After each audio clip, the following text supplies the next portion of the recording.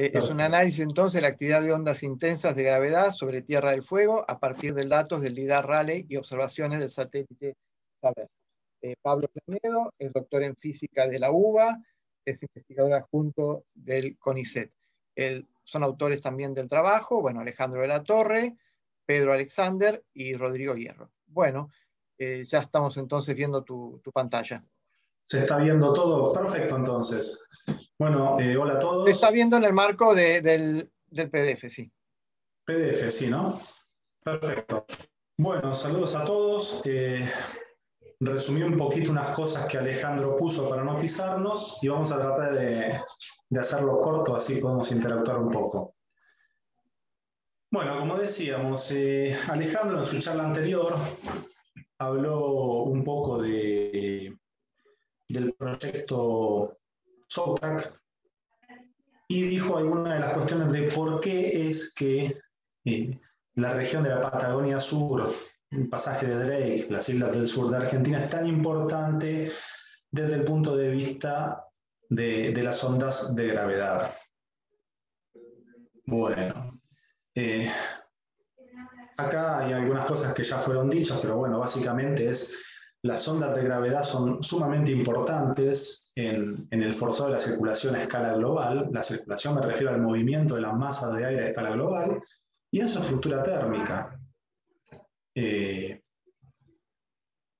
Bueno, en particular, esta región que acá se marca, que es la región de la Patagonia Sur y Tierra del Fuego e islas, sumado a lo que es el pasaje de Drake y la península antártica, es sumamente importante y sería el lugar en el mundo en que se registran mayores amplitudes, intensidades del flujo de momento debido a ondas de gravedad. En particular, yo centré este trabajo en dos instrumentos que tenemos instalados en la Argentina, que son dos lidares Raleigh. Un lidar Raleigh básicamente es un láser apuntando hacia arriba.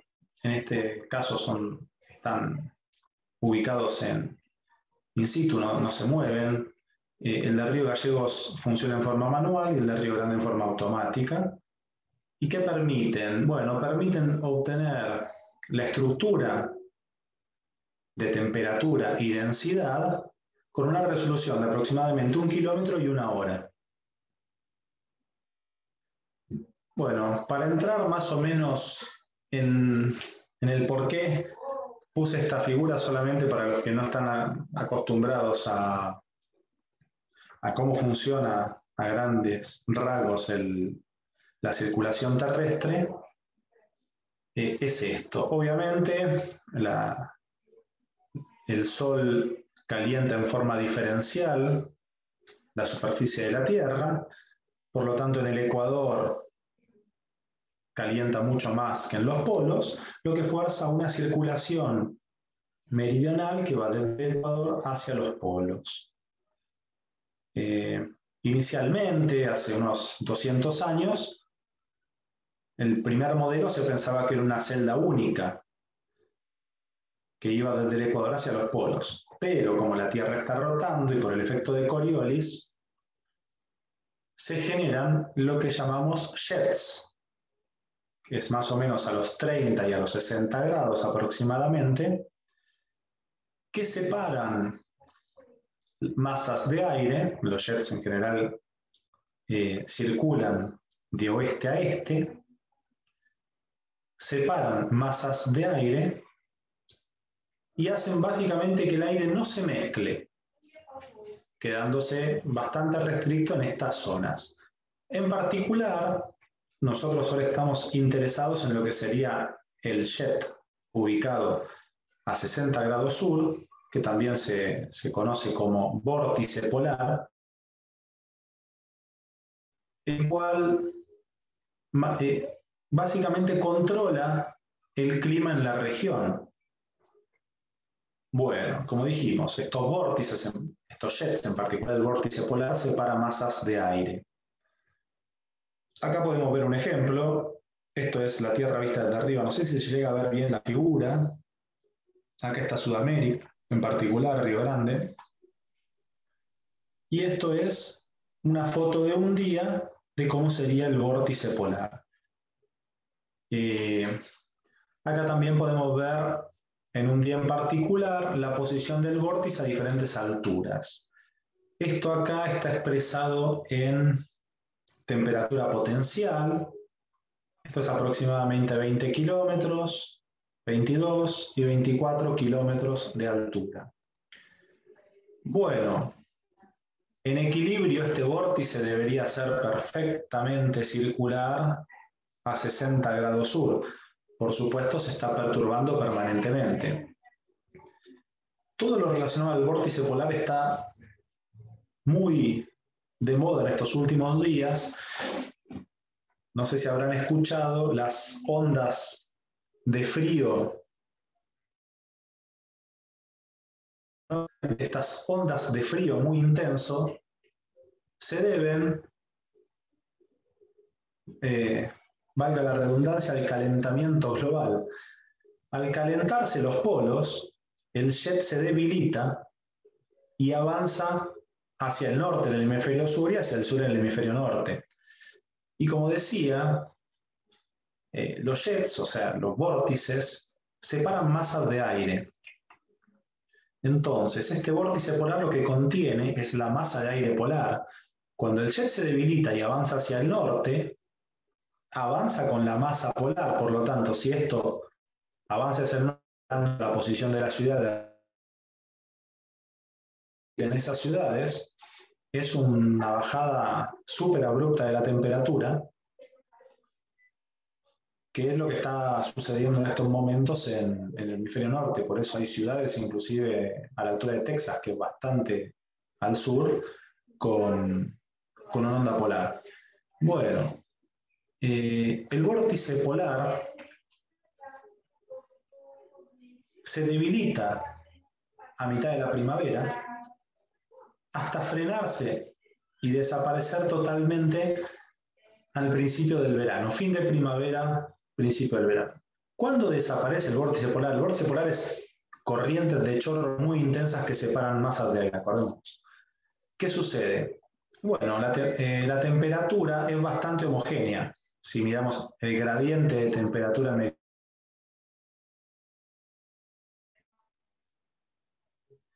¿Por qué se frena el vórtice polar?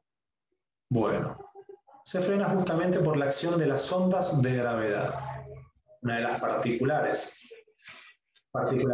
e importancia que tienen las ondas de gravedad es la influencia que tienen sobre el vórtice, cómo se retroalimentan, y eso es de suma importancia para nosotros, y en particular yo creo que para la Argentina, para lograr un correcto modelado me refiero a lograr modelos computacionales que simulen de la mejor manera el clima, en lo que sería el sur de nuestro país y las islas del Atlántico y la península antártica también.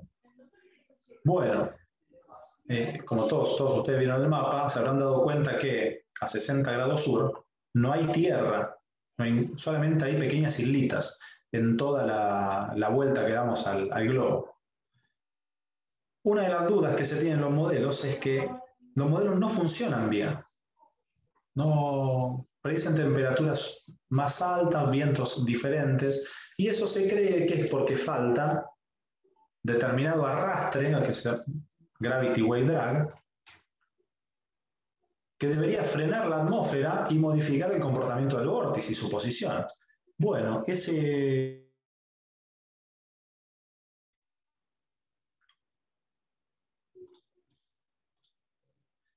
comportamiento, ese faltante de arrastre por onda de gravedad es lo que se intenta medir o se intentó medir tanto con el experimento SOUTRACK, que habló Alejandro un poco antes, como en forma permanente con datos satelitales. Una de las propuestas que se hace, hay varias propuestas, ¿de dónde viene esa falta de arrastre? Si no hay tierra acá, no hay islas que generen, por ejemplo, las montañas generan ondas, las cuales frenan el flujo de la atmósfera. Pero acá hay muy poquitas islas, no solamente acá en este mapa, sino en toda la vuelta al mundo, ¿no? En todo, a 60 sur no hay nada. Bueno, una de las cosas que nosotros hemos propuesto en trabajos que ya hemos enviado y están publicados es la propia interacción entre el vórtice y la parte sur de la cordillera de los Andes genera dos cosas. Bueno, como vimos, cuando estos vientos intensos van hacia el norte y llegan a la altura de la cordillera, van a generar ondas de montaña, porque es un flujo de aire que está intentando pasar por encima de montañas de 3 kilómetros de altura, más intensas, pero además, como la forma de este vórtice está cambiando rápidamente, imagínense que el vórtice es esto y está girando más o menos cada 4 días. Va girando este formato en algunos momentos. Afecta estas ondas que están generadas en la cordillera y esas ondas viajan hacia el sur, frenando la atmósfera en la latitud de 60 sur, que es donde faltarían ondas. Y otra de las propuestas es que esto no alcanzaría solo con esas ondas, sino que debería haber otro tipo de ondas que frenen la atmósfera producto de otro tipo de inestabilidades, como inestabilidad de corte, producto del propio jet. Bueno, esa es la motivación del trabajo. Ahora vamos a hablar un poco más de los instrumentos de los que yo voy a hablar ahora en este trabajo. Bueno, nosotros usamos un LIDAR, dos en particular, uno ubicado en Río Gallegos, es este que están acá. Este LIDAR es argentino, pertenece al Observatorio Atmosférico de la Patagonia Austral, que depende del Ministerio de Defensa. Bueno, acá están las características del LIDAR. No es tan potente como el otro, permite tomar perfiles hasta aproximadamente los 50 kilómetros, y una de sus motivaciones para colocarlo fue estudiar la distribución de ozono. Por eso es que es un LIDAR dual. El otro LIDAR, el de Río Grande, es un LIDAR alemán, que es simplemente esta cajita acá. Funciona en forma automática. Y bueno, el LIDAR, cuando se ve operando, se ve una luz verde hacia arriba, la luz simplemente por la longitud de onda del láser. Bueno, ¿qué es un LIDAR? Un LIDAR básicamente no lo vamos a explicar acá, porque no es la idea del trabajo, pero es un láser y un sistema óptico de telescopios que lo que hace es detectar las diferentes refracciones de este láser en las distintas capas de la atmósfera y obtener un perfil vertical de perturbaciones, de densidad. A partir de la densidad se puede inferir la temperatura. Como todo producto de medición, tiene una relación de incertidumbre, donde nosotros podemos modificar la resolución vertical y la resolución temporal. Para mejorar una vamos a empeorar la otra. Entonces, en general se usa en ambos LIDARes una resolución de 900 metros vertical y una integración de 20 minutos. Cuanto mayor es el tiempo de integración, más alto podemos llegar. Por eso, en ciertos estudios, se integra durante toda la noche para lograr perfiles que lleguen lo más alto posible. Obviamente es una relación que, dependiendo del objetivo, se puede ir cambiando. Obviamente, en este caso nos estaríamos perdiendo perturbaciones dentro de la propia noche. Pero bueno, depende del objetivo, es la resolución, el conjunto de resoluciones que vamos a utilizar. Este es un ejemplo de una medición de LIDAR. Acá tenemos tiempo en horas. Estos LIDARes solamente miden de noche. Si bien existen LIDARes que miden de día, necesitan ciertos filtros para trabajar con la luz solar, los cuales en particular estos no lo tienen, por lo tanto solo miden de noche. Y solamente miden en días de cielo claro, o sea, sin nubes. Muchas veces estos agujeros que se ven en una medición pueden ser productos, obviamente, de fallas del instrumento, pero en general es por nubes. Cuando hay nubes encima no se pueden medir. Obviamente ambas localizaciones tienen una cobertura nubosa extensa durante el año, lo cual limita su utilización, pero en general están usándose todo el tiempo y se usan los pequeños periodos de tiempo que permite. Bueno, acá está la altura y esto es el tiempo. Lo que vemos es que empiezan a medir aproximadamente a los 20 kilómetros, sin embargo, nosotros solamente utilizamos a partir de los 30 por una serie de aproximaciones dinámicas que utilizamos, ya que abajo de los 30 kilómetros hay aerosoles y deben tratarse de manera diferente para lograr el retrieval de la señal. Bueno, no sé si están familiarizados con el perfil de temperatura de la atmósfera, pero bueno, la parte de la troposfera, o sea, donde nosotros vivimos, está fuera de escala, ¿no? La temperatura crece, la temperatura decrece hasta la tropopausa, y luego, producto del ozono, que en estos casos puede no haber, porque estamos en un lugar que hay agujero de ozono, vuelve a crecer hasta lo que se llama estratopausa y luego vuelve a decrecer en la mesósfera, hasta la mesopausa, que ya está fuera del rango de este LIDAR. Bueno, ¿qué hacemos nosotros con los datos del LIDAR? Básicamente, bueno, como dijimos, tenemos dos tipos de datos que podemos obtener con el LIDAR dependiendo de cómo usamos el tiempo a una única medición, o podríamos tratar de integrarlo, por ejemplo, cada 10, 15, 20 minutos y ver la evolución a lo largo de la noche. Bueno, la medida de la actividad ondulatoria es esta, que llamamos energía potencial, la cual depende básicamente de la división entre lo que es la perturbación a la temperatura y la temperatura. Por lo tanto, G, gravedad, y N es lo que se llama frecuencia de Grunwald-Sala, que es un valor que es prácticamente constante por tramos, que indica la estabilidad de la atmósfera.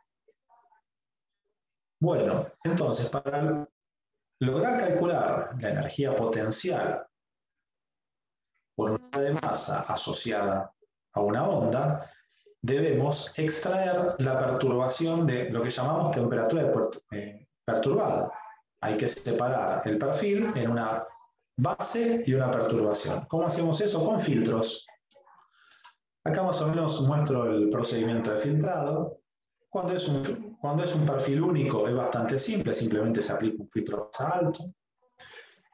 Y luego al resultado se le aplica una media móvil de 1 kilómetro para eliminar el ruido. Cuando tenemos datos bidimensionales, espaciotemporales del LIDAR, esto mismo lo podemos hacer para cada perfil cada X minutos. Obviamente, modificando los valores del filtro y los valores de integración temporal, se cambia el resultado y lo que uno quiere obtener. Bueno, eso es el trabajo en sí, eso es el día a día del trabajo de análisis de datos. Después en los trabajos nosotros mostramos el resultado lindo, que es el que quedó lindo de probar infinitas veces. Bueno, acá voy a mostrar en la región comprendida entre 53 sur y 49 sur, incluye los dos lidares, y 72 oeste y 69 oeste, tres instrumentos, MLS, Saber y radio-ocultamiento por GPS, son observaciones satelitales. Cada una de estas observa un sector diferente de la atmósfera. El MLS va de 20 a 110, pero con una resolución vertical muy baja. El Saber también va de 20 kilómetros a 110, con una resolución vertical de 1 kilómetro, bastante parecida al LIDAR. Y el radio-ocultamiento va entre 0 y 40 kilómetros, o sea, es complementaria a estas. Y acá lo que vemos es el lidar de Río Grande. Lo que se ve con el lidar es que como uno puede medir día a día, tiene una resolución temporal más rápida, más alta, en particular porque tenemos muchas mediciones en el mismo lugar. Obviamente la altura no es siempre la misma, porque va a depender del tiempo de integración. No todas las noches se logra medir la misma cantidad de tiempo, lo que decía, puede haber nubes, lo cual hace que la altura máxima a la que se llegue siempre es diferente. Lo que vemos rápidamente, estos son años, es un claro ciclo anual, más intenso durante el verano, más caluroso durante el verano, más frío durante el invierno, lo contrario en la mesósfera. Un detalle que obviamente eso se aprende cuando estudia la atmósfera, pero no es intuitivo. Y esto es lo mismo hecho con el lidar coral en estos últimos años, 2018-2020, donde vemos cómo aumenta la temperatura y cómo sube lo que sería la estratopausa, que es donde se invierte la temperatura. Bueno, en particular, tuvimos la desgracia de que este hueco blanco coincide con las mediciones de Soutrack. O sea, justo cuando vino el avión, se paró el lidar, tuvo un problema, no funcionó durante el tiempo que duró la medición, lo cual fue, la verdad, una lástima. Además, que durante ese mes hubo un efecto que, si bien es muy conocido en el hemisferio norte, que se llama Sudden Stratospheric Warming, que sería calentamiento estratosférico repentino, ese efecto no es común en el hemisferio sur. Como decía al principio, la posición del vórtice está definida por la actividad de las ondas de gravedad y cómo frena la atmósfera.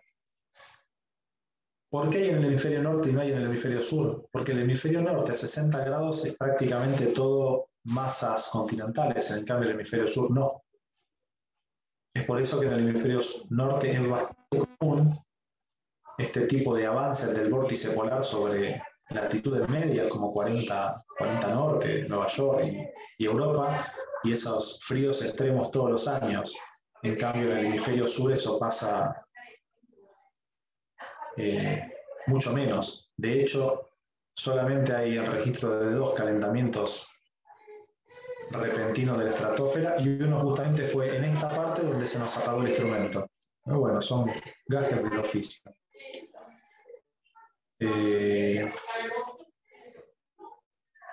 Esta es una típica medición, volvemos a repetir, un día en particular, 2 de octubre de 2009, se puede ver que en este caso el vórtice está prácticamente sobre la ciudad de Río Grande y Río Gallegos, justo el borde. ¿Y qué pasa en estos casos? En estos casos se mezclan 2 masas de aire en altura. El vórtice no es una pared, sino podríamos pensar lo que es una cuña. Con lo cual pueden aparecer este tipo de efectos que se llaman dobles estratopausas. O sea, uno cuando censa en altura un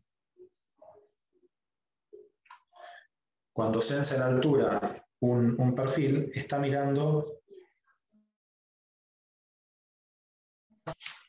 y hay que filtrarlo con cuidado.